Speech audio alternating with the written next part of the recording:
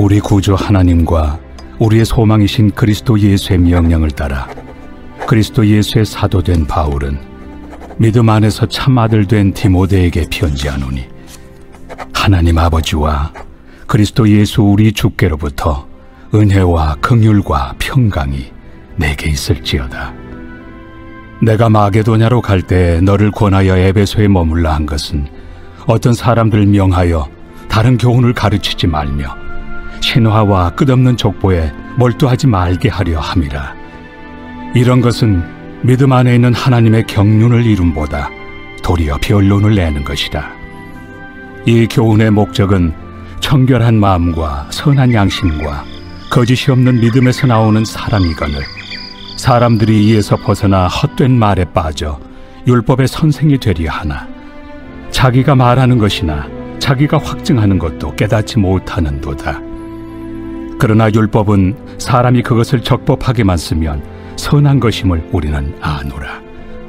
알 것은 이것이니 율법은 옳은 사람을 위하여 세운 것이 아니요 오직 불법한 자와 복종하지 아니하는 자와 경건하지 아니한 자와 죄인과 거룩하지 아니한 자와 망령된 자와 아버지를 죽이는 자와 어머니를 죽이는 자와 살인하는 자며 음행하는 자와 남색하는 자와 인신매매를 하는 자와 거짓말하는 자와 거짓 맹세하는 자와 기타 바른 교훈을 거스르는 자를 위함이니, 이 교훈은 내게 맡기신 바 복되신 하나님의 영광의 복음을 따름이니라.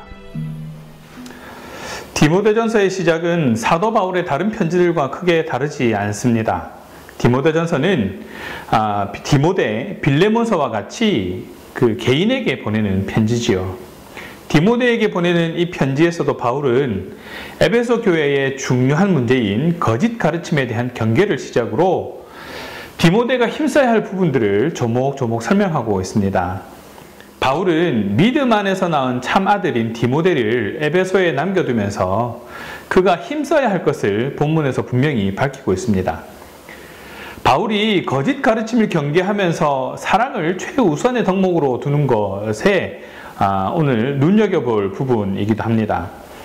바울은 사랑을 말하면서 청결한 마음과 선한 양심, 거짓이 없는 믿음, 이 세 덕목을 내세웠는데 이 세 가지는 의미상 서로 유기적으로 연결되어 있습니다. 청결한 마음과 선한 양심은 비슷한 단어들의 조합으로 청결한 마음을 선한 양심에 포함시켜도 좋아 보입니다. 바울은 앞으로 이 편지에서 마음이라는 단어를 더 이상 쓰지 않습니다. 대신 청결한이라는 형용사를 양심과 연결시켜서 깨끗한 양심에 라는 표현을 사용합니다. 떨어지지 않는 참된 사랑은 선한 양심 속에서 나오는 것입니다. 특별히 선한 양심과 거짓 없는 믿음은 사도 바울이 디모데를 격려하면서 계속 요청한 것으로 이것을 기준으로 거짓 교사들과 참 교사들을 구분할 수 있습니다. 바울이 요청하는 거짓 없는 믿음과 선한 양심은 디모데에게 보내는 바울의 편지를 풀어가는 가장 중요한 단어가 아닐 수 없습니다. 사도는 이 편지 곳곳에서 믿음과 양심을 말합니다. 바울은 디모데를 생각하면서 그의 청결한 양심과 거짓 없는 믿음을 염두에 두고 독려합니다. 우리는 이 목회서신이라 불리는 이 편지 속에서 바울이 목회자에게 요구하는 중요한 요건을 발견합니다. 다름 아닌 깨끗한 양심과 거짓 없는 믿음입니다. 뿐만 아니라 우리 모든 성도들에게 요청하고 있는 것이기도 합니다. 그리스도인의 출발은 하나님께 있습니다. 하나님은 그리스도인의 전부이십니다. 바울은 자신의 사도됨이 하나님과 그리스도 예수의 명령에 의한 것임을 밝히면서 이 편지를 시작하고 있습니다. 그리스도인은 자신이 누구인가 그리고 무엇을 위해 살아야 하는지 알아야 합니다. 특별히 그리스도를 따라 살기로 작정한 사람이라면 반드시 하나님의 구주되심과 예수 그리스도가 소망임을 잊어서는 안 될 것입니다. 말도 많고 탈도 많은 곳에서 사역하는 디모데에게, 특별히 연소하고 연약한 디모데에게 바울은 편지를 보내면서 애정과 진심 어린 조언으로 가득한 편지를 씁니다. 그러면서 온전한 공동체는 어떤 것인지, 그 안에서 일하고 섬기는 사람은 어떠해야 하는지 우리는 알아야 할 것입니다. 참 아들이라 불렸던 디모데에게 바울은 편지를 하면서 다른 서신들과는 다르게 서두에서 하나님의 은혜, 평강과 아울러서 긍휼이 있기를 구합니다. 사실 모든 이에게 긍휼이 필요하지만 다른 이를 영적으로 섬기는 이들에게는 하나님의 특별한 보살핌이 필요합니다. 그 역시 여전히 죄인이지만 다른 이들을 하나님의 마음으로 섬겨야 하기 때문입니다. 하나님의 특별한 은혜가 없으면 긍휼히 여김을 받지 못하면 불가능한 일이기 때문입니다. 뿐만 아니라 복음을 전하고 세상 가운데서 그리스도인으로 살아가는 모든 성도들에게도 필요합니다. 이런 은혜와 평강은 오직 주님으로부터 옵니다. 그래서 우리는 하나님으로부터의 은혜와 평강을 누려야 하고 또 우리 그리스도인들은 전달자가 되어서 세상을 향해 흘려보낼 수 있어야 하는 것이지요. 굳이 교회 밖으로 눈을 돌리지 않더라도 공동체 안에서 우리의 모습과 역할이 이러해야 합니다. 하나님이 주신 것들을 다른 사람들에게 공동체를 지키기 위해 흘려내는 것이지요. 디모데는 바울과 함께 사역하기를 원했습니다. 그러나 바울은 디모데를 에베소에 머무르게 합니다. 에베소 교회에 잘못된 가르침을 전하는 이들이 있었기 때문이지요. 디모데는 에베소에 머물면서 고독한 싸움을 해야 했습니다. 다른 교훈은 복음과 은혜의 본질이 아닌 것으로 주변에 몰두하게 만듭니다.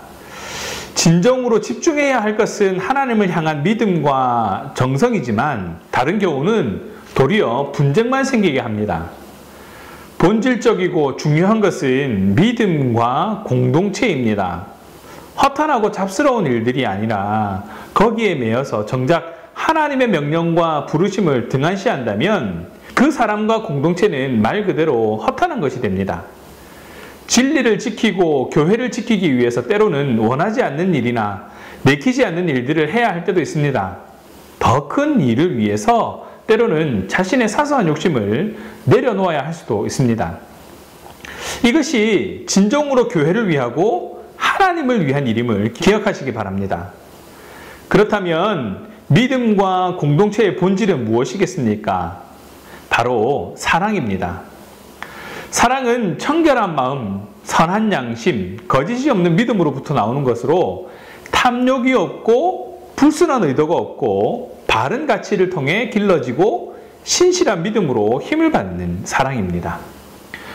그런데 우리는 사랑이라는 단어를 남용하는 시대에 살고 있습니다. 많은 사람들이 사랑을 말하지만 진정한 사랑은 자신의 탐욕을 구하지 않으며 선하고 온전한 가치들과 하나님을 향한 온전한 헌신에서 나오는 것입니다. 쉽게 말할 수 있는 것도 손쉽게 이룰 수 있는 것도 아닙니다. 디모데의 사역지인 에베소는 철학의 도시로 그리스 신화와 철학의 강력한 영향 아래에 있었습니다. 그래서 이 에베소 사람들은 자신의 유식함을, 고상함을 신화와 철학을 통해 드러내려고 했습니다. 신화와 철학은 그 모호함과 불분명함으로 종종 다툼과 변론을 일으켰습니다. 서로 헐뜯고 분쟁하기 일쑤였던 것이죠. 그리스도인에게 최고의 권위는 성경입니다. 입술을 통해 하나님의 경륜, 즉 하나님의 계명을 드러낼 수 있어야 합니다. 그래서 쉽게 말할 수 있는 것도 쉽게 이룰 수 있는 것도 아니지요. 믿음과 공동체의 본질인 사랑에 온전히 붙들려 있어야 합니다. 하나님의 사랑을 경험하고 그 사랑에 붙들려서 하나님의 사랑을 흘려보내는 저와 여러분이 되어야 할 것입니다. 그래서 디모데는 사랑의 실천을 목적으로 말씀을 전했습니다. 청결한 마음과 타인을 향한 선한 양심, 그리고 하나님을 향한 거짓 없는 믿음을 바탕으로 사랑을 실천할 것을 전했습니다. 우리가 말씀을 배우는 이유도 사랑의 목적이 있어야 합니다. 헛된 말에 빠지면 율법의 선생이 되려고 하는 교만에 빠지게 되지만 바른 교훈을 받았다면 청결한 마음을 갖고 이웃을 진심으로 사랑하며 하나님께 진실하게 됩니다. 거짓 교훈에 빠진 사람들은 자기가 믿는 것과 말하는 것이 무엇인지 알지 못합니다. 그들의 믿음과 지식의 토대가 헛된 말이기 때문입니다. 중언부언하며 많은 말을 하지만 정작 무슨 말을 하는지 알지 못하기도 합니다. 신약은 여러 곳에서 헛된 말과 속임수가 무엇인지 알려줍니다. 그것은 그리스도에게 반하는 것이고 교회를 속여 우리를 속여 멸망으로 인도하는 것입니다. 겉으로 보기에 화려하고 거창한 그런 언변에 속지 말아야 할 것입니다. 마찬가지로 율법의 목적도 사랑입니다. 율법을 통해 우리가 죄인임이 드러나게 되죠. 구약의 제사는 우리의 죄가 얼마나 큰지, 하나님의 용서는 얼마나 큰지를 알려줍니다. 즉, 율법은 우리를 위해 하나님이 주신 삶의 기준인 것이죠. 우리는 대부분 경건하지 않고 거룩하지 않으며 탐욕과 욕망대로 살아갑니다. 율법은 이런 우리에게 어떤 삶이 하나님께 순종하는 삶이고 어떤 사람이 하나님을 거역하고 멸망하게 되는지를 명확하게 보여줍니다. 죄의 뿌리는 결국 하나로 연결됩니다. 그것은 사랑하지 않는 것입니다. 하나님을 사랑하고 이웃을 사랑하는 사람은 죄를 짓지 않습니다. 그러므로 율법을 지키는 것은 곧 하나님과 이웃을 사랑하는 것입니다.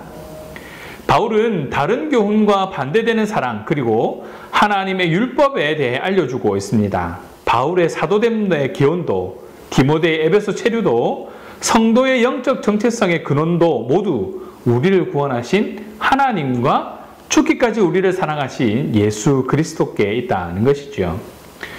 복음은 하나님의 영광 자체입니다. 복음에는 공존할 수 없을 것 같은 공의로운 심판과 긍휼의 사랑이 완벽하게 공존하기 때문입니다. 디모데는 이 바른 교훈, 즉 복음을 가르쳐야 했습니다. 이것들은 우리가 이미 받았으며 알고 있는 것들입니다. 즉 우리 삶과 공동체의 문제에 대한 해답을 우리는 이미 갖고 있습니다. 우리는 하나님 앞에서 이웃을 위해 또 자기 자신을 위해 그분의 계명을 지키면서 서로 사랑하는 성도가 되어야 할 것입니다. 중요한 것은 우리가 가진 것을 이해하고 순종하는 것입니다. 말씀을 정리합니다. 세상이 왜 이렇게 살벌하고 다툼이 많아졌는지를 생각해 보면 사랑이 사라졌기 때문이 아닌가 생각해 볼 수 있습니다. 헌신적이고 희생적인 사랑이 없기 때문입니다. 그리스도의 사랑에서 벗어나면 헛된 말을 하게 되어 있습니다. 하나님의 말씀을 거스르게 되어 있습니다. 구원의 복음은 하나님의 참 사랑에 대해 기록하고 있습니다. 은혜 받은 그리스도인은 이 영광의 복음에 순종하며 하나님의 사랑을 실천하려 했으며 살아가게 됩니다. 모든 성도는 헛된 교훈에 현혹되지 말고 오직 구원의 복음에 순종하면서 십자가의 사랑을 실천해야 합니다. 즉 은혜 받은 자로서 믿음의 본을 보이며 믿음의 선한 싸움을 인내로 감내해야 합니다. 모든 것을 버리고 주님을 따르는 자들에게 무슨 상급이 있냐고 묻던 베드로에게 마가복음 10장 29절에서 30절에 예수님은 100배의 상이 있겠다라고 하셨던 것을 기억하시기 바랍니다. 또한 주님은 우리에게 예수님의 피로 맺어진 부모와 형제, 친척인 성도 공동체를 허락하셨습니다. 아들에게 보낸 편지를 통해 하나님을 위해 살아가는 삶으로 살아가기를 권하고 있습니다. 디모데와 같이 공동체를 섬기는 마음으로, 신앙가족들을 섬기는 마음으로 이웃에게 복음을 전하고 사랑을 전하기 위해 쓰는 저와 여러분 되시기를 바랍니다. 그래서 하나님의 열매 맺는 도구가 되는 저와 여러분 되시기를 주님의 이름으로 축원합니다. 기도하겠습니다. 사랑의 하나님 감사합니다. 오늘 말씀을 통해 하나님의 뜻을 알고 결단할 수 있는 마음을 허락해 주심에 감사드립니다. 우리의 전부이신 하나님을 온전히 따르는 삶이 되기 원합니다. 우리가 무엇을 위해 살아야 하고 특별히 그리스도를 따라 살기로 작정한 가운데 구주 되시고 소망이신 하나님을 끝까지 따르는 삶이 어떤 삶인지 알게 하시고 선한 양심과 거짓 없는 믿음을 가지고 살아가는 성도가 되게 하여 주시옵소서.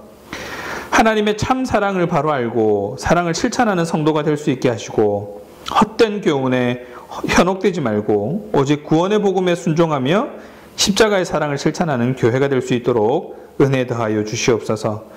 그래서 합당한 열매로 영광 돌리는 교회 될 수 있도록 주님 주장하여 주시옵소서.